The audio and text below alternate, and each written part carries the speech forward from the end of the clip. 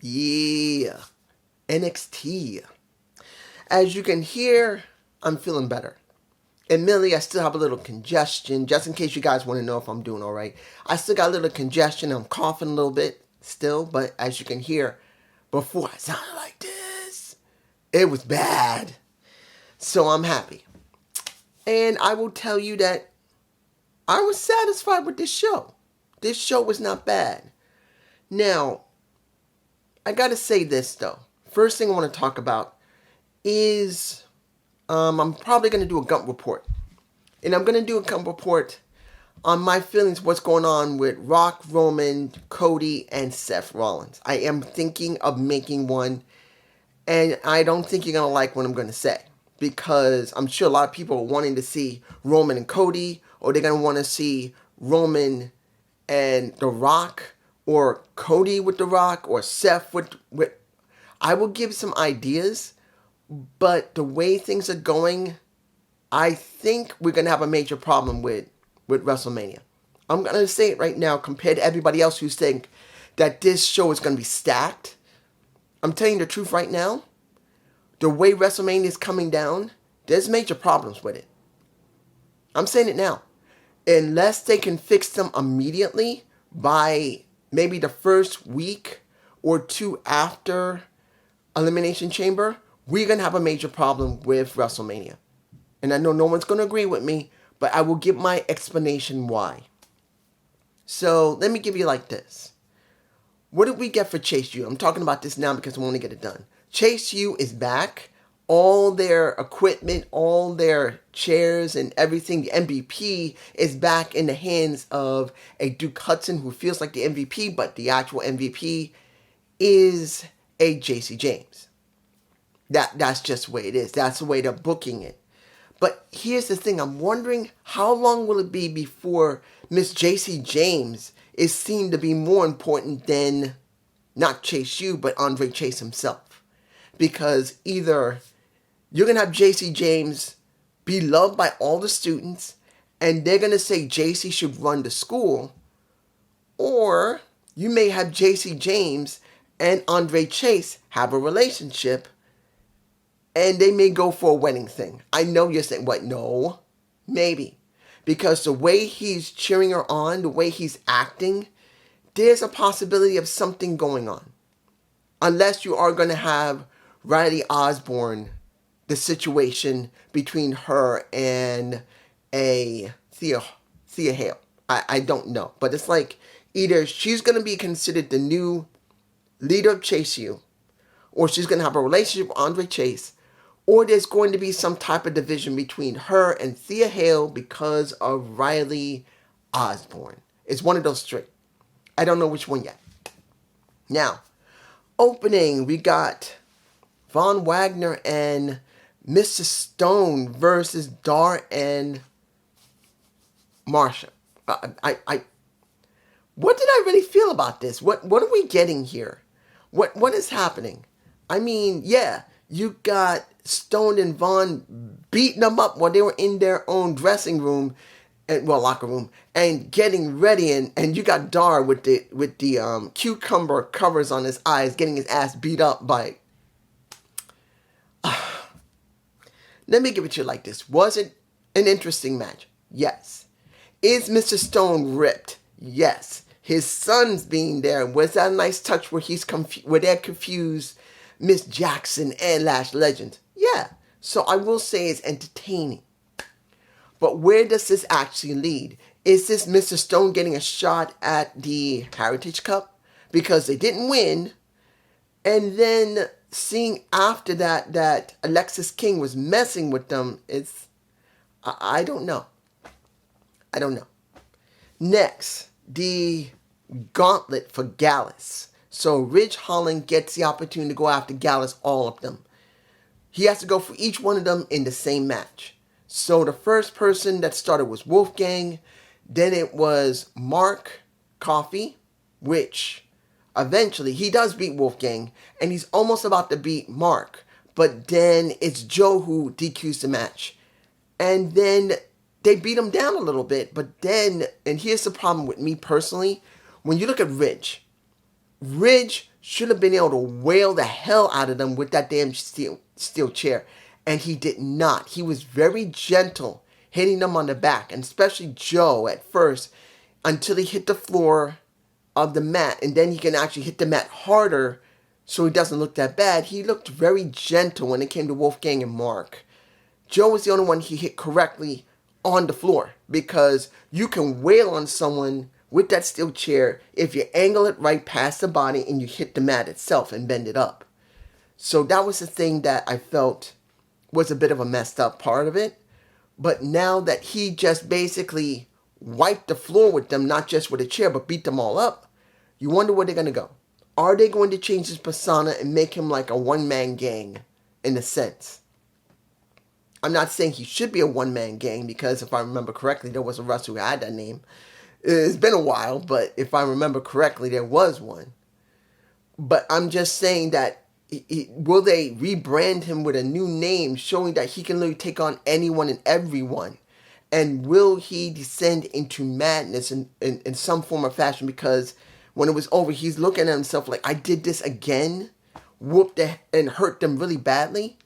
I don't know, you guys tell me below. It's a big question how far they're going to package him.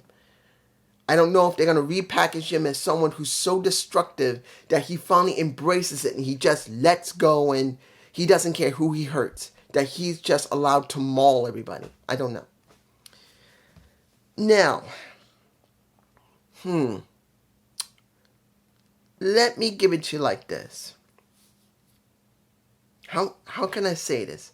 Paxi versus Lola Vice. I don't know why they went there with this. Because you got the match. It was okayish. But then you have Laura come out. Why Laura Valkyrie had to come out?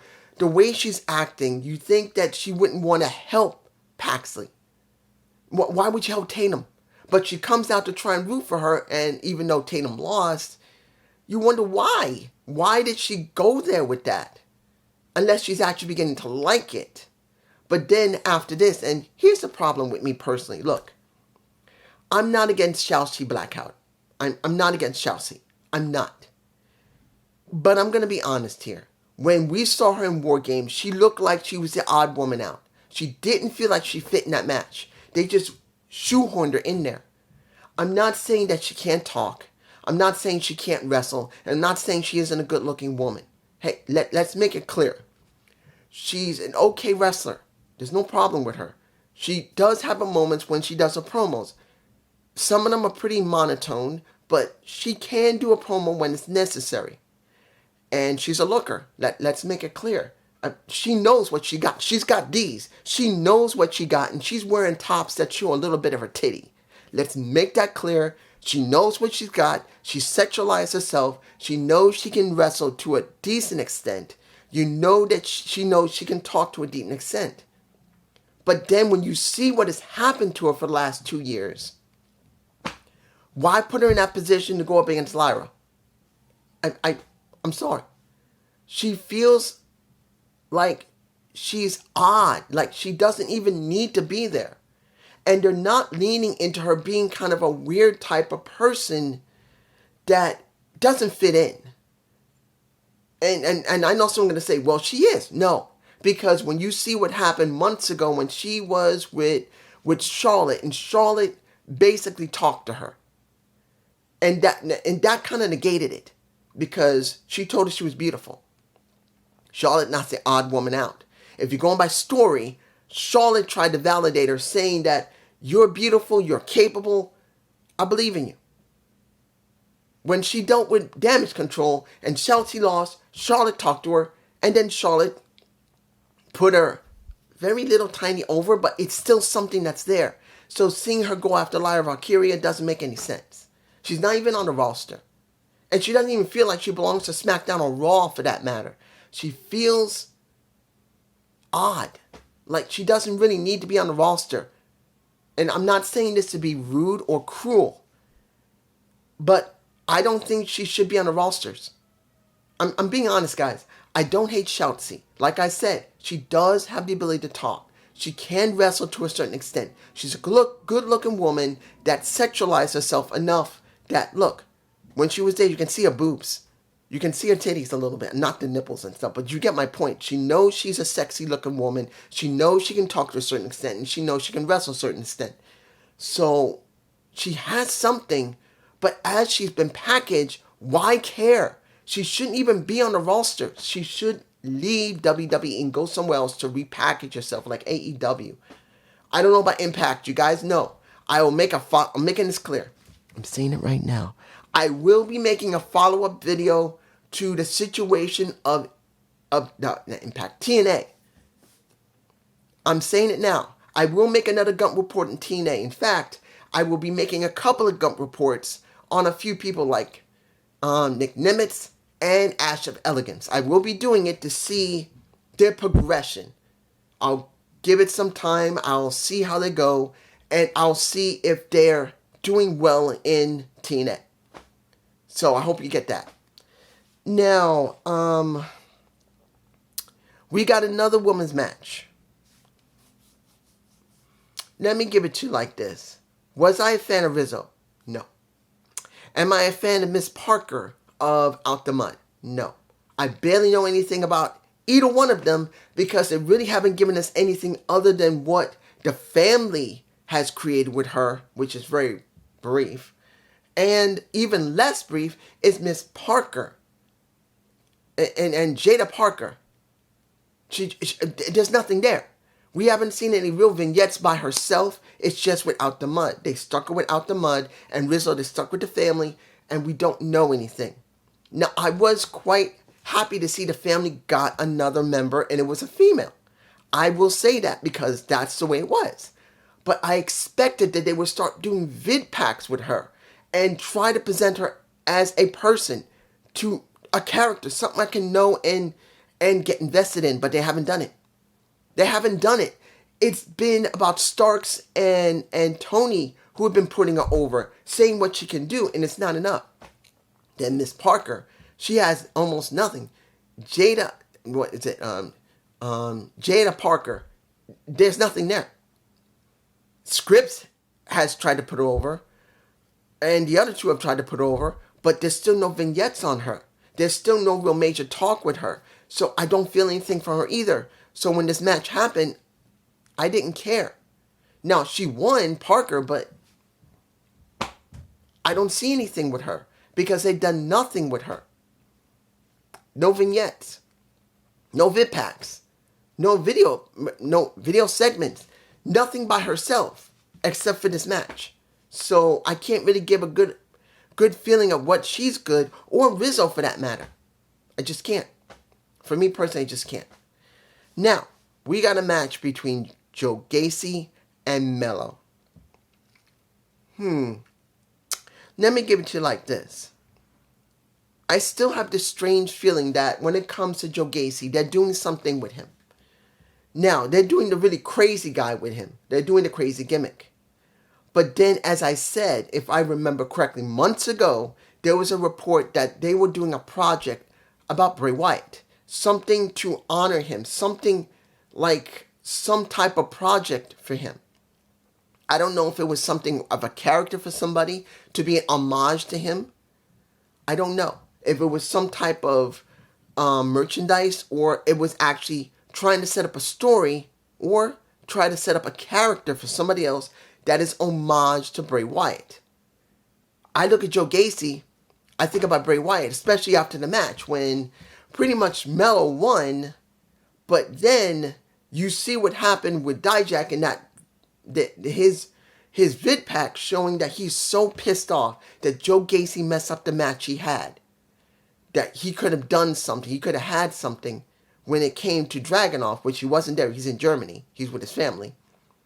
They were so mad, he came down to the ring with a nightstick, nailed a Joe Gacy in the face with a couple of times, and then put a freaking straitjacket on him. And you see Joe Gacy loving it, laughing, screaming, enjoying it, and then gets laid out. Now, I still think that he might be involved in that, but I could be 100% wrong. You guys tell me below. What do you think about Joe Gacy? Do you think that his character has small little aspects of Bray Wyatt or not? Moving on. Kiana Jane. I don't know what to feel about Reese. What is her name? Brittany? I think her name is Brittany Reese. I don't know. Sorry. Didn't mean to adjust. Let me give it to you like this. I don't know how to feel about Reese because this is not the first time I've seen her in the ring. Now, I know she's worked with Blade and Ofemi.